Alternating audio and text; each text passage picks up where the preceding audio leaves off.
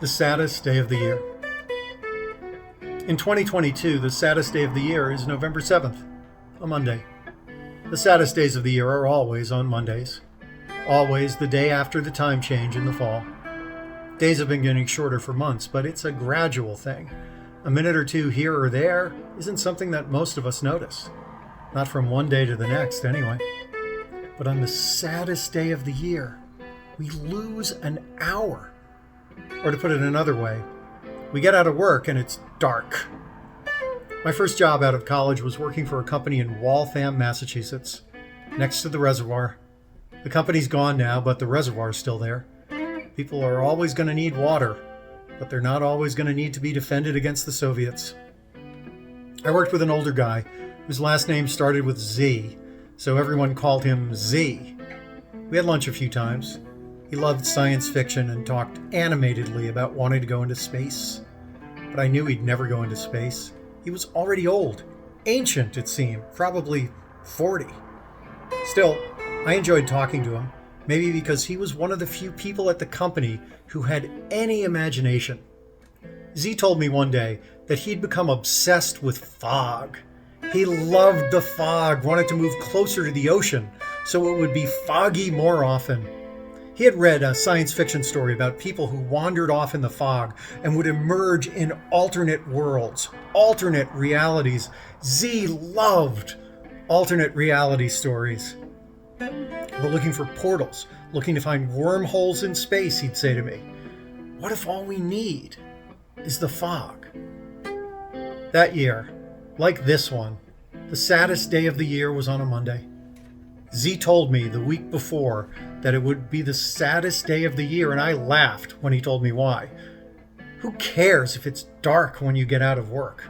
That just means there's less time you have to wait until it gets dark. And after all, the dark is when all of the fun things happen.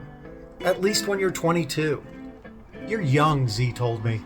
Someday, you'll understand.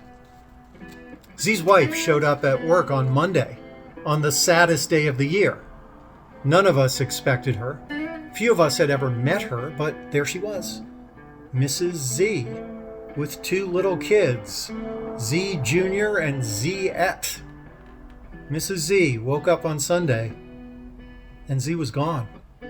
His car was gone. Most of his clothes were gone. He'd waited until his paycheck was automatically deposited. Then he cleaned out their joint bank account. There was no note, no explanation, nothing but a vacuum where a 40-year-old man once was. He never came back. It was foggy that evening, that Monday, and I wondered if Z had just slipped in between the water particles and found his way to another reality, another world with his car and all his clothes. The truth, of course, was less poetic, more Ayn Rand than Isaac Asimov. A few weeks after he vanished, Z called one of our coworkers.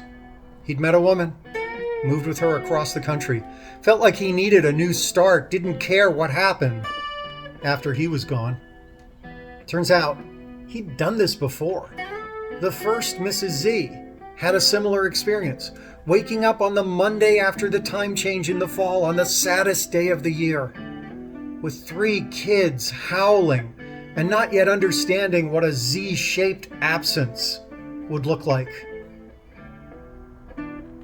I think of him every year around this time. I imagine him living on a boat, walking through the fog, telling anyone who will listen about the saddest day of the year. And I hope he's aware of the irony that his actions made the saddest day of the year even sadder for 2 families. Or maybe more. Wives left behind, kids abandoned, clueless colleagues who never suspected anyone could just disappear, let alone do it more than once. I didn't last long in that job, leaving after just a year. The company was morally bankrupt and financially bankrupt a few years later. I did, however, get one final missive from Z. Just before Christmas, the year he disappeared, a package arrived for me at work in Waltham, next to the reservoir.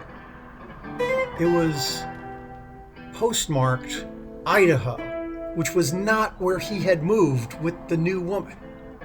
The padded envelope inside contained a Christmas card and a dog-eared paperback.